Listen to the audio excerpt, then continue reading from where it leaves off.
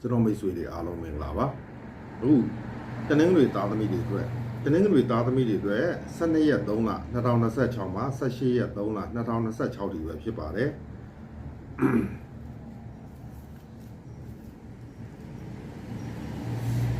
တနင်္ဂနွေသားသမီးတွေရဲ့ယင်ထဲမှာအဝေးတနေရာနဲ့ပတ်သက်ပြီးစုံစားစားလုပ်ဖို့ကြာနာနာအလုပ်အကင်တွေနဲ့ပတ်သက်ပြီးလုပ်ကင်ဖို့ဘဝရက်တည်မှုတစ်ခုကြာနာနာထူထောင်ဖို့အကြောင်းအရာတွေကိုအခုယင်ထဲမှာစဉ်းစားတွေးတောနေတယ်စီးပွားဥစ္စာရှာဖို့ဆိုလို့ရှိရင်လည်းအဝေးတနေရာနဲ့အဆက်အသွယ်ကောင်းသောစီးပွားရှာခြင်းကောင်းသောအသက်မွေးဝမ်းကြောင်းပြုခြင်းအဲ့ဒါလိုအကြောင်းအရာတွေကိုအခုယင်ထဲမှာစဉ်းစားတွေးတောနေပါတယ်မျောလင့်တောင်းတရည်ရွယ်ချက်ကဘာရှိလဲဆိုလို့ရှိရင်တော့မိသားစုကိုစွန့်ခွာဥစ္စာပစ္စည်းကိုစွန့်ခွာပြီးတော့ကိုယ့်ဘဝကိုအေးချမ်းအောင်တည်ဆောက်မယ်အေးချမ်းချမ်းတဲ့ဘဝရဲ့နောက်ဆုံးချိန်ထိငါမဖြစ်အောင်ကြိုးစားမယ်ဇွဲလုံးကဝရိယတွေနဲ့ရှေ့ဆက်မယ်ဆိုတော့မျောလင့်တောင်းတချက်တွေရှိနေပါတယ်မမျောလင့်မဲ့တနင်္ဂနွေသားသမီးတွေဘယ်လိုဟာမိုးကြုံမလဲငွေကြေးနဲ့ပတ်သက်ပြီးမနိုင်ဝန်ထမ်းရတဲ့ကိစ္စမကျွမ်းကျင်တဲ့အလုပ်တွေကိုအစပြုမိတဲ့အကြောင်းအရာအဲ့လိုဟာမျိုးနဲ့ပတ်သက်ပြီးစိတ်ပင်ပန်းလူပင်ပန်းကြုံတာမျိုးဖြစ်တတ်ပါတယ်စိတ်ညစ်စရာအနေနဲ့တနင်္ဂနွေသားသမီးတွေမှာအဝေးတနေရာကိုသွားဖို့အတွက်ကိုလက်ရှိနေရာကိုစွန့်ခွာကြောခိုင်းဖို့အတွက်ကိုဂျားကာလအတွင်းမှာဟိုဘက်မရောက်ခင်ဂျားကာလအတွင်းမှာပင်ပန်းမှာခက်ခဲမှာပူလောင်မှုတွေကိုဘလို့ကြော်ဖြတ်ရမလဲအခက်ခဲတွေငါဘလို့ကြော်ဖြတ်ရမလဲဆိုပြီးတော့စိတ်ညစ်ပူပန်မှုတွေဖြစ်နေရတတ်ပါတယ်ငယ်ရွယ်တဲ့တနင်္ဂနွေသားသမီးတွေကံစာတာမှာဆိုလို့ရှိရင်တော့ချစ်ချင်းမြတ်တာနဲ့ပတ်သက်တဲ့အကြောင်းအရာဘဝရည်တည်မှုနဲ့အကြောင်းအရာနဲ့ပတ်သက်လို့ရှိရင်အောင်မြင်မှုတရပူဆောင်းကျင်တယ်စိတ်ညစ်ရမှာဝမ်းနည်းရမှာပူဆွေးရမှာအခက်အခဲတစ်စုံတရာကြုံမှာအဲ့လိုဟာမျိုးအတွက်ကိုစိုးရိမ်ပူပန်စိတ်တွေအင်မတန်ကိုများနေပါတယ်အဲ့တော့ချစ်ချင်းမြတ်တာနဲ့ပတ်သက်ပြီးကိုယ့်ဘက်ကအောင်မြင်မှုတရပူဆောင်းရတာမျိုးတွေကြုံရတဲ့အပြင်အနိုင်ရတာမျိုးကိုပြောသမျှစကားတွေတစ်ဖက်လူကလက်တုံမပြန်နိုင်သေးအထိအဲ့တော့ကိုယ့်ဘက်ကအသာစီးအနိုင်တက်ရတာမျိုးတွေငရွယ်တဲ့သူများဖို့ကြုံတွေ့ပါလိမ့်မယ်အိမ်အောင်ရှင်မိတ်ဆွေများဖို့ကတော့ယောက်ျားနောက်ဆက်မိန်းမနောက်ဆက်ကြုံတွေ့ရတတ်တယ်ငွေကြေးကိုအကြောင်းပြုပြီးတော့လှုပ်ဝက်เสียအကြောင်းကိုလှုပ်ဝက်เสียကိစ္စတွေကိုအကြောင်းပြုပြီးတော့စိတ်ညစ်เสียပူပင်เสียတွေအိမ်အောင်ရေးမှာကြုံတွေ့ရတတ်ပါတယ်စာချုပ်စာတမ်းစာရွက်စာတမ်းနဲ့ပတ်သက်ပြီးပိုင်ဆိုင်မှုအကြောင်းအရာတစုံတရာနဲ့ပတ်သက်ပြီးလဲကို့မှာစိတ်ညစ်เสียတွေကြုံတွေ့ရတတ်ပါတယ်ထီဝါသနာပါလို့ထီထိုးခြင်းတဲ့မိတ်ဆွေများဖို့ကတော့ကိုလေးစားအားကြရသောကိုးကွယ်စရာဆရာသမားရဲ့ပုံအဲ့တော့ကိုးကွယ်စရာပုံတစ်ခုခုပေါ်မှာရှာကြည့်ပါကိုလေးစားအားကြရသောကိုယုံကြည်သောကိုသက်ဝင်သောအဲ့လိုမျိုးပုံတော်တစ်ခုခုပေါ်မှာရှာကြည့်ပါအဲ့အပေါ်မှာမိတ်ဆွေအတွက်အကျိုးပေးသောကဏ္ဍတစ်စုံတရာတွေ့ရပါလိမ့်မယ်ညနာတွေပြပြောက်ပြီးကောင်းကျိုးချမ်းသာရရှိဖို့ရတရားအနေနဲ့ကတော့9-9ကောင်လွှတ်ခြင်းအပြင်အညံ့တွေအားလုံးပြပြောက်ကောင်းမွန်သွားပါလိမ့်မယ်လို့ပြောရင်ကျွန်တော်ရဲ့တပတ်စာပေးတဲ့ဟောပြောမှုဒီမှာပဲညီကုန်းချုပ်ပြရစီကျွန်တော်ကျော်စိန်ဖန်ပါကျွန်တော်ရဲ့ဖုန်းနံပါတ်ကတော့399255358358ပဲဖြစ်ပါတယ်နောက်ထပ်နောက်လဲဒီလိုဗီဒီယိုလေးတွေဒီလိုဟောစတန်းလေးတွေဆက်လက်ကြည့်အောင်ဘေးနာအပေါင်းလေးကိုနှိပ်ခဲ့ပါအဲ့တော့ comment ကလေးတွေတစ်ခုခုရေးခဲ့ပါကဲဒီလောက်ပါပဲအားလုံးမိတ်ဆွေပေါင်းကျမ်းမာချမ်းသာလိုအပ်ဆန္ဒပြုပါပါစေတနင်္လာသားသမီးမိတ်ဆွေများအားလုံးမင်္ဂလာပါတနင်္လာသားသမီးတွေအတွက်12ရက်3လ2026မှာ18ရက်3လ2026ဒီပဲဖြစ်ပါတယ်တနင်္လာသားသမီးတွေရဲ့ယင်ထဲမှာမျက်နှာပွင့်လန်းခြင်းနဲ့လူချစ်လူခင်ပေါ်များခြင်းနဲ့ကျမ်းမာရေးကောင်းခြင်းနဲ့အဲ့ဒီအတွက်ကြောင့်ငါဘယ်လိုလုပ်ရင်ကောင်းမလဲဆိုတဲ့အတွေးတွေစဉ်းစားတွေးတော်နေပါတယ်မျောလဲတောင်းတရည်ရွယ်ချက်ကတော့အနောက်ရှက်ကင်းခြင်းနဲ့မနိုင်ဝန်ထမ်းရတဲ့ကိစ္စမကျွမ်းကျင်တဲ့အလုပ်တွေကိုလုပ်ရတဲ့အကြောင်းအရာတွေနဲ့ပတ်သက်ပြီးကို့မှာဘလို့ရှေ့ဆက်ရင်ကောင်းမလဲဆိုတဲ့ပုံစံမျိုးနဲ့ခေါင်းစားစိတ်ညစ်နေရတတ်ပါတယ်အဲ့ဒီစိတ်ညစ်မှုတွေကနေလွတ်မြောက်ဖို့အဲ့ဒီအခက်အခဲတွေကနေလွတ်မြောက်အောင်ကြိုးစားဖို့အတွက်ဒါကိုယ့်ရဲ့ရင်ထဲမှာရည်ရွယ်နေပါတယ်မမျှော်လင့်မဲ့ဘလို့ဟာမိုးကြုံမလဲမိသားစုလိုက်ဒီတဲ့ကောင်းတဲ့နေရာကိုရွှေ့ပြောင်းဖို့နေထိုင်ဖို့ဘဝရက်တည်ဖို့အလုပ်တွေလုပ်ဖို့မဖြစ်မနေပြောင်းဖို့ရွှေ့ဖို့အကြောင်းတွေပေါ်လာတတ်တယ်ဖန်လာတတ်တယ်အဲ့တော့လုပ်ငန်းကိန်းကပြောင်းလဲရတာစာချုပ်စာတမ်းနဲ့ပတ်သက်ပြီးပြောင်းလဲရတာ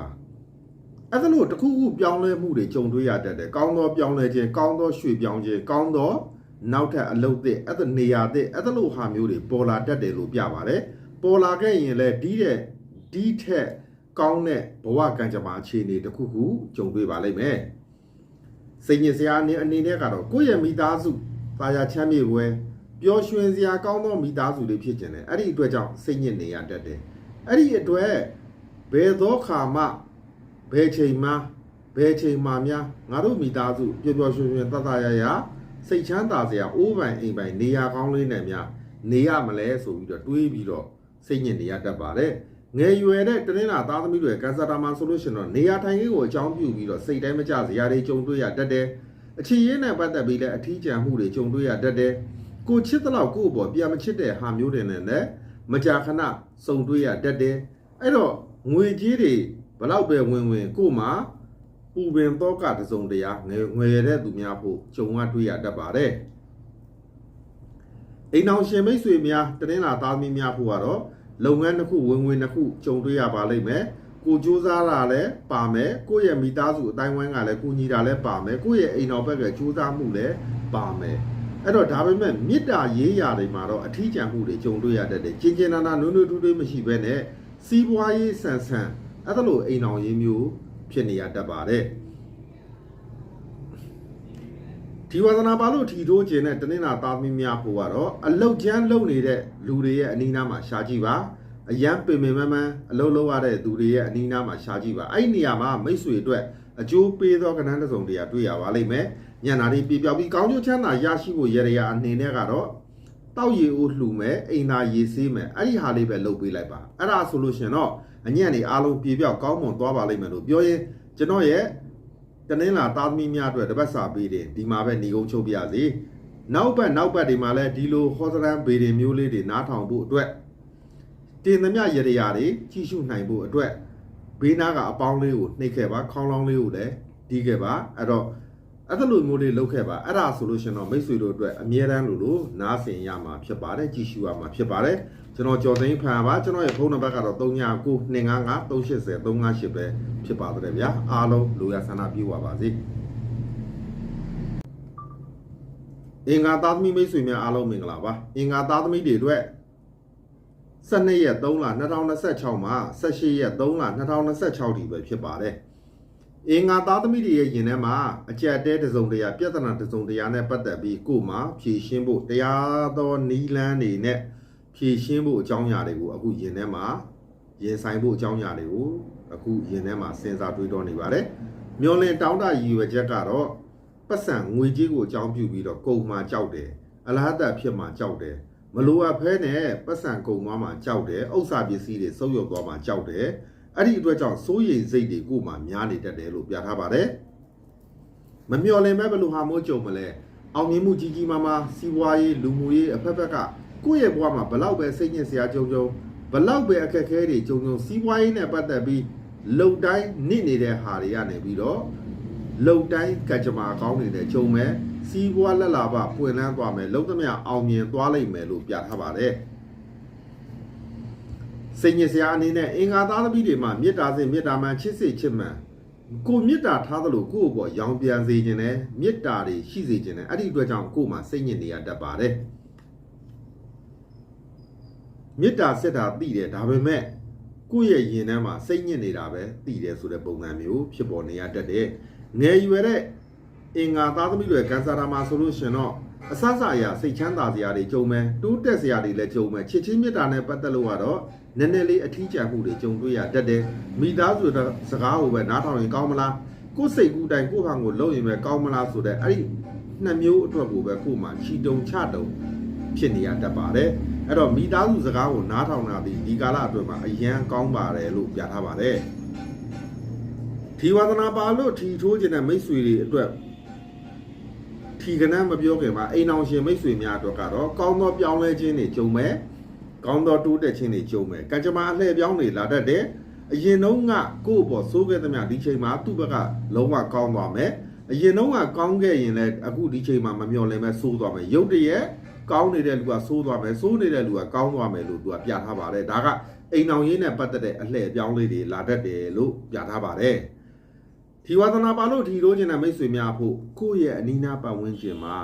ကနင်းရောထားသောလင်းငယ်အရန်နေတတ်သောမရင်ငယ်အရန်နေတတ်သောလူတူတယောက်ရဲ့အမည်နာမကိုအတိတ်ကောက်ခြင်းအားဖြင့် ကိုယ့်အတွက်အကျိုးပေးသောကဏ္ဍတစ်စုံတရာတွေ့ရပါလိမ့်မယ်အဲ့ဒါသွားမပြောနဲ့နော်အဲ့ဒါ short ရှိတယ်ပြဿနာရှိတယ်နော်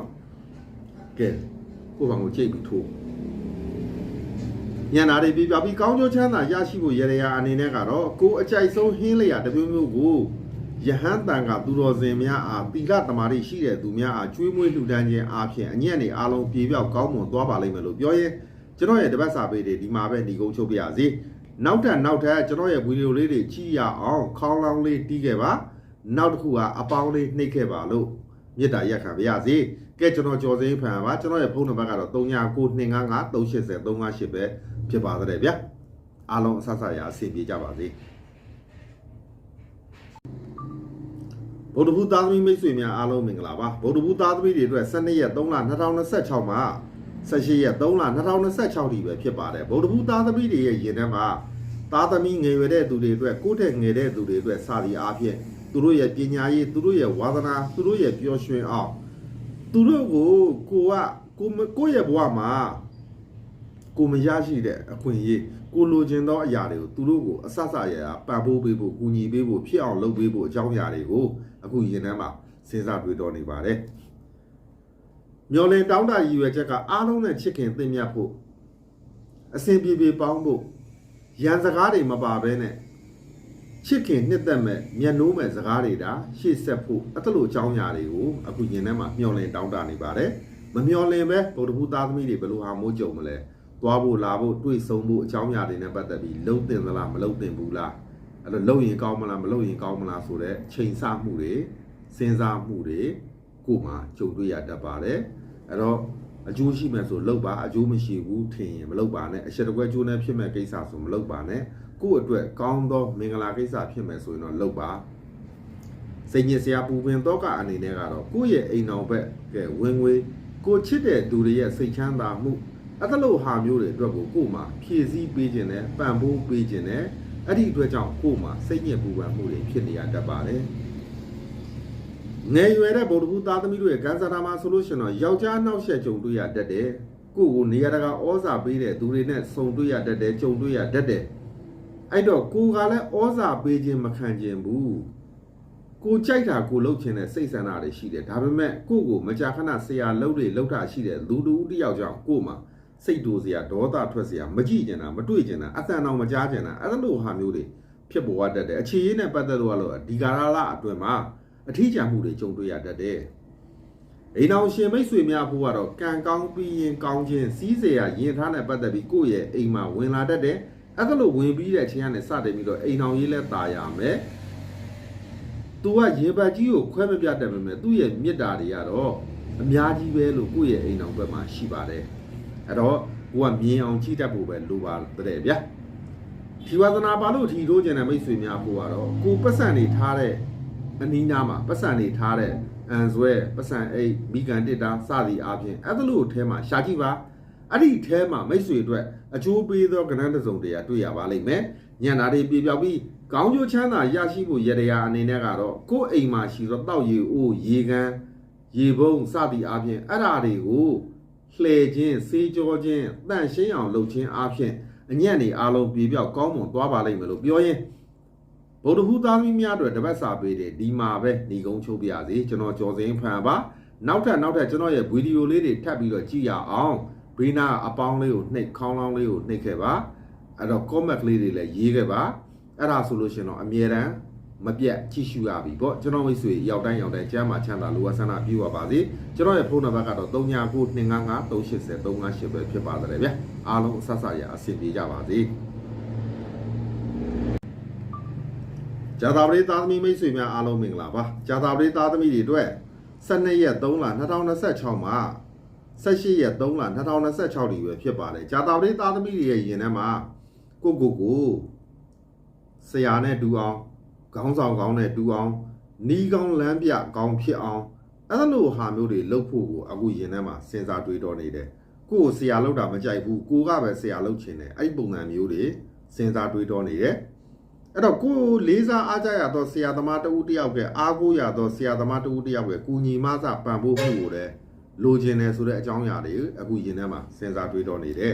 မျောလင်းတောင်းတရည်ရွယ်ချက်ကတော့တာယာချမ်းမြေတွေပျော်ရွှင်စရာကောင်းတဲ့မိသားစုတွေဖြစ်ပြီးတော့ငွေကြေးပြည့်ပြည့်စုံစုံမပူမပင်ရဘဲနဲ့ရှေ့ဆက်နိုင်ဖို့ကိုဒါမျောလင်းတောင်းတနေပါတယ်မမျောလင်းပဲကြာသာပေးသားသမီးတွေဘယ်လိုဟာမို့ကြုံလဲကိုယ့်ရဲ့မိသားစုအတိုင်းဝိုင်းနေစီးပွားကြတာလုပ်ငန်းကဏ္ဍတွေအဆင်မပြေတာမိသားစုဖျို့ဖျဲဖြစ်တာအဲ့ဒါလိုဟာမို့တွေကြုံတွေ့ရလိမ့်မယ်ကိုကတော့ကံကောင်းပြီးတော့ကိုနဲ့ပတ်သက်တဲ့သူတွေစီးပွားရေးတွေကြာဆင်းတာ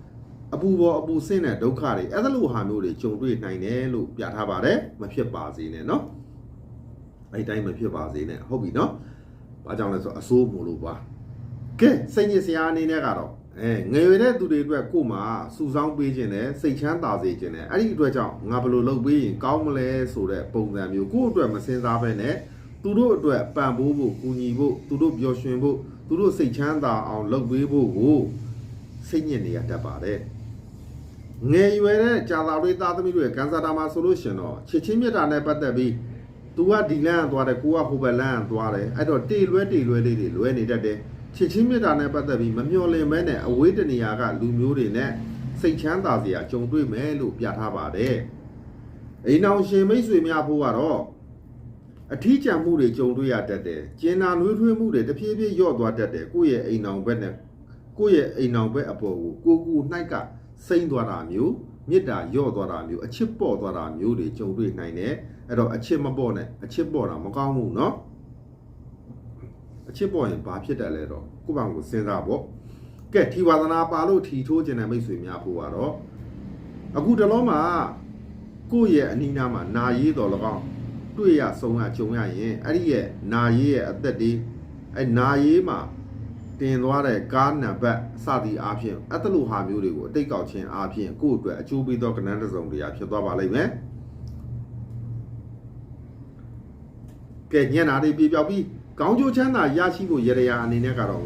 9-9ကောင်လွတ်ပါကြိုက်တဲ့9လွတ်အားလုံးအဆင်ပြေသွားပါလိမ့်မယ်ကျွန်တော်ရဲ့ဖုန်းနံပါတ်ကတော့399255380358ပဲဖြစ်ပါတယ်ဗျာနောက်ထပ်ဒီလိုဗီဒီယိုလေးတွေထပ်ပြီးကြည့်လို့ရအောင်မိတ်ဆွေတို့အနေနဲ့ဘေးနာကခေါင်းလောင်းလေးကိုလည်းနှိပ်ခဲ့ပါအပေါင်းလေးကိုလည်းနှိပ်ခဲ့ပါကဲဒီလောက်ပါပဲအားလုံးအဆအရအဆင်ပြေကြပါစေကျွန်တော်ရဲ့ဖုန်းနံပါတ်ကတော့399255380358ပဲဖြစ်ပါတယ်ဗျာကျွန်တော်ကျော်စင်ဟိန်းဖန်ပ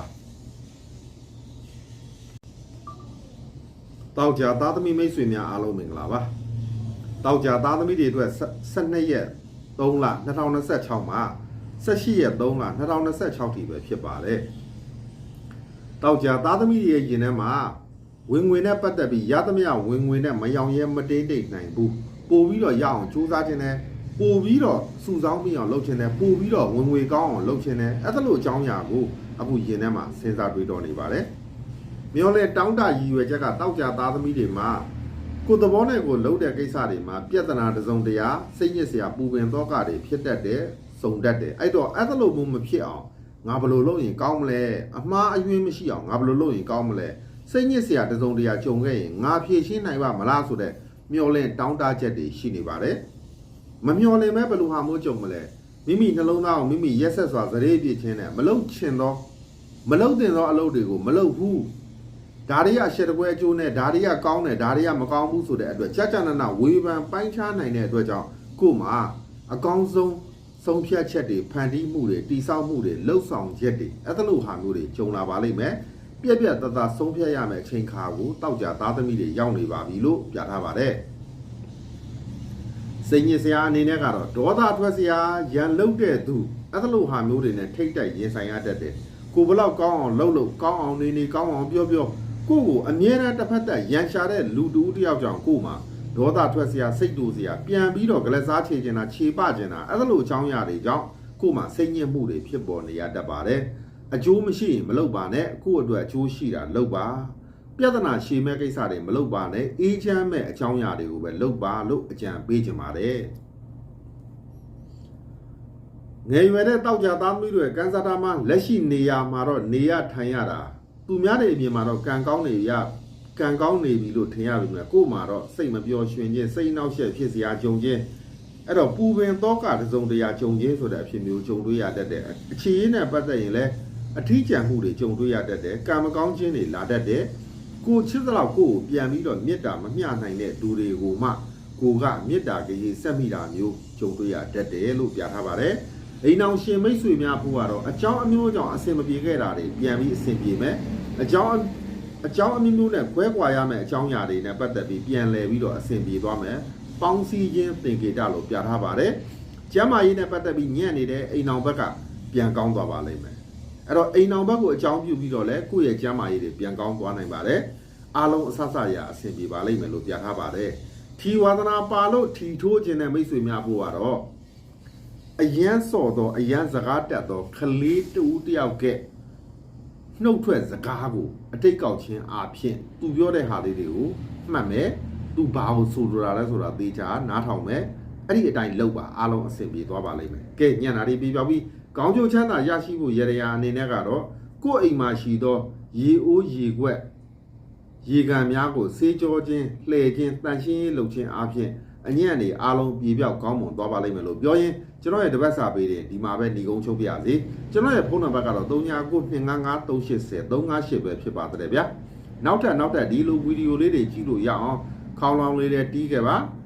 အပေါင်းလေးလည်းနှိပ်ခဲ့ပါအသေးလေးတွေလည်းပေးခဲ့ပါလို့မေတ္တာရက်ခံပါရစေအားလုံးအဆဆရာအဆင်ပြေကြပါစေကျွန်တော်ကျော်စိန်ဖန်ပါ